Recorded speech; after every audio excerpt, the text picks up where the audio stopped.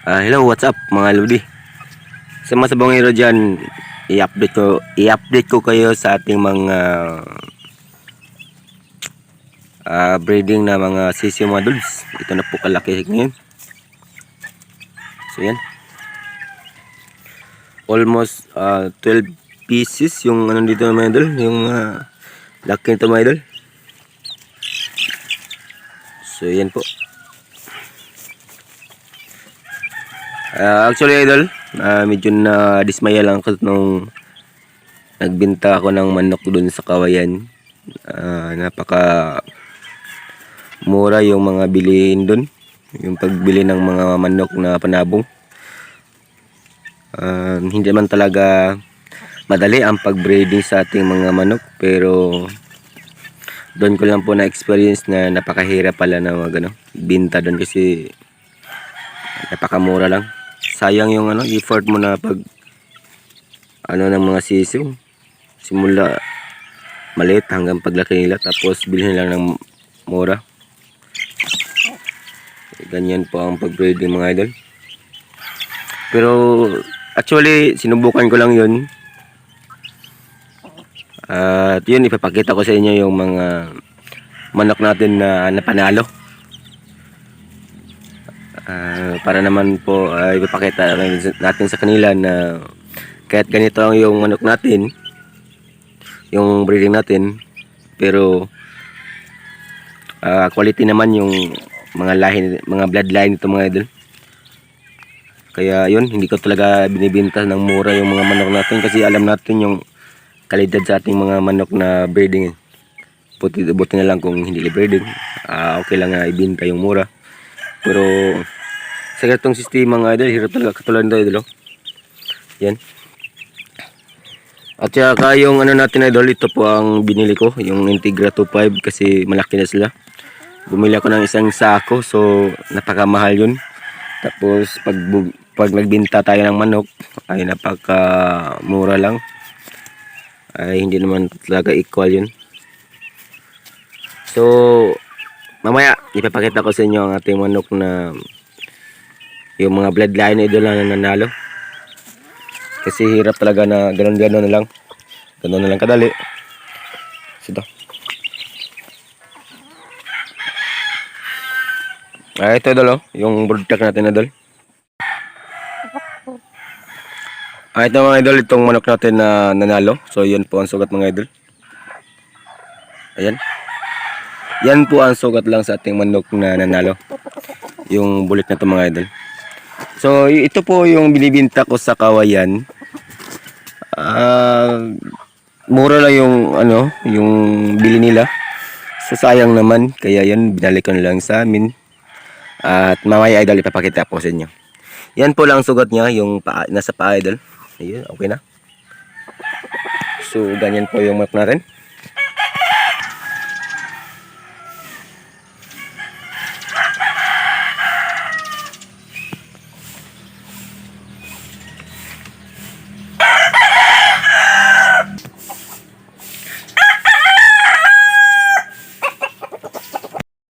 So mga parasabong, ito na po yung manok natin na nanalo rin. Bago lang to mga idol. Ipapakita ko sa inyo yung sugat no. So ito po yung sugat mga idol. Yun lang po ang sugat sa ating manok na nanalo. Ito po ay gishare ko lang po sa ating mga sabongero dyan. So yan po mga idol, nakikita nyo naman ang ating manok na nanalo mga idol. So yung isa, yung balaw, alimbuyogin, at saka yung trisayin mga idol, ipakita ko sa inyo.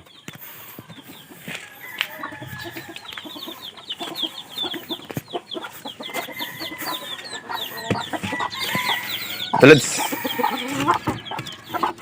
Ito ay bago talaga ito na nanalo idol. Kita nyo may yung sugat nito idol, doon sa pakpak mga idol. Ipakita nito. Ganda. Yan po idol. Yun, kita nyo idol. Yan lang po ang sugat sa ating manok na nanalo. At dito naman may mga breeding tayo ito idol.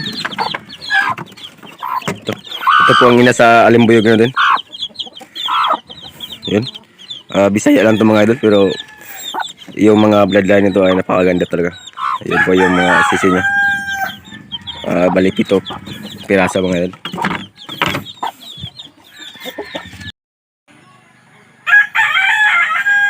Ito po yung bulik natin.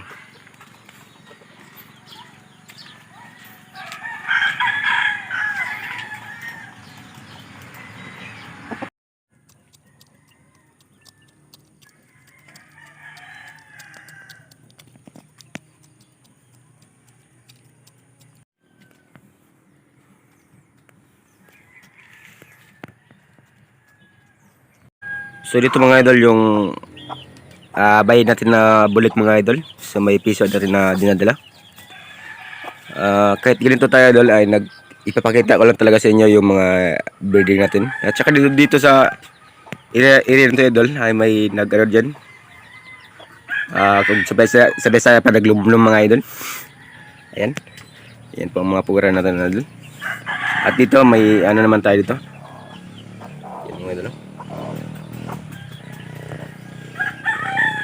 So, great na lang po si Jones TV kasimple. Gusto ko lang talagang i-share sa ating mga kasabungero ba na diligid basta-basta. So, mga kasabungero, gusto ko lang din i-share sa inyo ang video na to, baka sabihin nyo na nagmamayabang tayo. So, bilang isang vlogger, ay gusto ko lang talagang i-share dito sa video na to na hindi talaga basta-basta mag-breeding ng manok. Breeding. So, ang ginawa ko talaga ay gusto ko na talagang i-share sa inyo na yung mga manok natin kahit simple lang, kung tingnan nyo sa personal ay Bisaya lang mga idol, pero yung bloodline nito idol ay napakaganda. So, ito po ang mga manok ko na kahit baguhan lang ako sa sabong mga idol, pero 3 years ko nagsabong ngayon, dito ko na experience na mas maganda talaga yung mga breeding natin na yun ang gagamitin natin mga idol sa pagsabong. So hindi ko naman talaga to ipagmamayabang yung mga natutunan natin sa pag breeding o sa pag ng manok, kasi may iba't iba tayong pamamaraan sa pag breeding, sa pag tingin ng manok mga idol. So ito sa akin ay gusto ko lang talagang i-share kasi po yung mga mga breeding ko yun mga idol ay gusto ko talagang ibinta, pero hindi naman sa ganun na halaga na hamak mo. Hindi ko na talaga bagitan dito kasi baka sabihin nyo na ganito na tayo. Ay gusto ko lang talaga na ipapaalam sa lahat ba na kahit kinita yung manok natin ay gusto ko lang talagang yung tamang-tama lang yung presyo mga idol, kasi napakahirap kaya mag-breeding. Kahit ikaw naman kung sa bangiro ka mga idol, kung naranasan nyo mag-breeding, napakahirap talaga, di ba? So, except na lang siguro kung yung manok mo na nabili or hindi breeding mga idol, okay lang yun na ibenta mo ng mura. So, okay lang. Yun lang po ang gusto ko lang pang ipapaalam sa inyo na sana, balang araw talaga idol, ay gusto ko talagang ay ibenta yung mga manok ko na breeding mga idol. Nag-crossbreed ako, nag-inbreeding ako. So, gusto ko talaga itong ibinta balang araw. So, nung linggo, sinubukan ko lang talagang ibinta yung manok na nanalo ng mga idol. So, sa mga bumibili naman, tinitingnan yung mga manok na may lamat na idol. Katulad sa nanalo na parang ayaw na nila. So, para sa akin, okay naman yun, di ba? Kasi yung sugat lang nasa paa lang, kunti lang mga idol, kayang-kaya naman yun.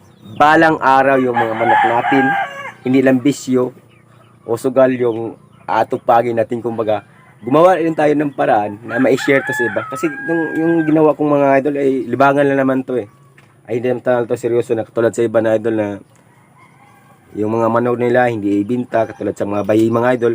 Para sa akin idol ay ibibinta ko to, yung mga bayi natin ito. Ibibinta natin to mga idol kasi hindi naman talaga to sugal yung ano ko talaga. Ito po ay libangan lang na Jones TV. Gusto ko to na magsabong, meron tayo. Gusto tayo magbinta, meron tayo. Yan po ang gusto ko lang po mga idol. Kumbaga hindi ko ano na yung manok ko baka makalaban ko mga idol. Natural lang yun, depende lang yan sa idol, yung pag-condition ng manok mo, diba? Depende lang yun, kahit galing pa sa akin yun o kaya galing pa sa akin yun na magkalaban tayo, hindi natin maasahan. Hindi ko man talaga ini-speak na, ay baka maunay ko. Maunay ba, di ba? Bisaya ba nga doon? Kung may speak, baka maunay, ayaw ko magbinta ng ganito, ganyan. Ako, idol, okay lang yun sa akin, idol. Basta actually, yung breeding ko at pagbinta ng aking mga manok ay gusto ko lang pong malibang yung malibang yung sarili ko mga idol, kasi hindi man talaga to sugal lang talagang iniisip ko. Kumbaga, libangan lang to na sa akin ng mga idol. So, what's up? What's up? Sana po maintindihan yung mga side ko mga idol. At sana sa mga gustong bumili pala ng ating mga manok na panabong ay nandito na tayo sa mga maliit. Ay mga maliit na to idol. So yung dinala ko idol ay ano lang to, kumbaga experience na lang to idol. Nagdala ko ng, kumbaga sa manok idol may mga tinatawag tayong quality, yung pinipili natin idol yung mga quality idol. So yung mga binibinta natin idol para sa atin, reject lang yun kasi medyo hindi man talaga pareho yung manok na matangkad, mababa lang yung idol, pandak, pero ipapakita rin ako naman sa kanila na kahit pandak siya idol ay nanalo pa rin. So, hanggang dito lang muna. Goodbye.